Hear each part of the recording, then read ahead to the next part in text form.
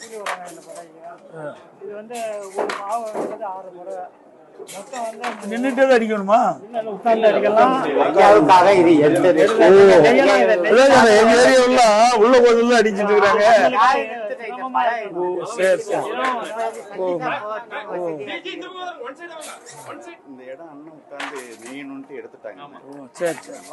பாவங்கிறது 6 புடவைங்க. ஒரு வருஷத்துக்கு 3 பாவை தான் கொடுக்குறாங்க. அந்த 3 சங்கத்துல இருந்து கொடுக்குறாங்களா? அது கூட்டுறவு சங்கத்துல இருந்து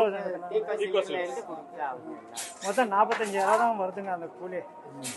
அது வந்து ஒரு வருஷத்துக்கு 45,000 சம்பாதிக்க முடியும். வருஷத்துக்கு 45,000 பத்தாது. ஒரு நாளைக்கு 150 ரூபா தான் வருது. நம்ம ஆட்சி இருக்கும்போது நல்லா இருந்துச்சு.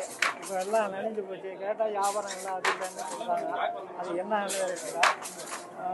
சங்க தள்ளுபடி கொடைக்கு தள்ளுபடி செய்யணும். அது தள்ளுபடி செய்யறதில்லை. இப்போ தள்ளுபடி எல்லாம் மானியம் கொடுக்கறது இல்லையா? நிறுத்திட்டாங்களா? கைத்தறிக்கு மானியம் கிடையாது. நாம இருக்கும் போது 50 300 கோடி நான் கொடுத்த ஒரு தடவை எல்லாம் நிறைய கூட்டம் நிறைய இருக்குது. என்னுடைய தொகுதி பூரா இதுதான். எங்க தொகுதியில வனவாசி நகர செயலாளர் பையன் இதுதான். பேரூராட்சி செயலாளரை போட்டுக்கிறோம் தாங்க. எங்க தொகுதியில இது வந்து எக்ஸ்போர்ட் பண்றாங்க.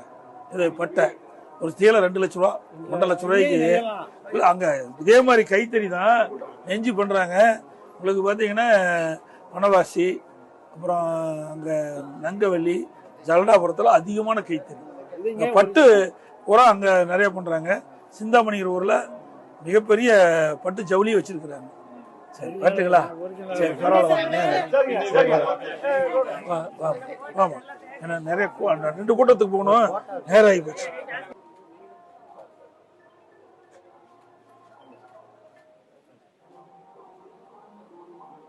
நம்ம நன்றிப்பா. நம்ம ஆட்சி வந்த பிறகு கைத்தறி ஊக்குவிக்கப்படும். கைத்தறி நெசவாளர்களுக்கு நிறைய சலுகைகள் வழங்கும்.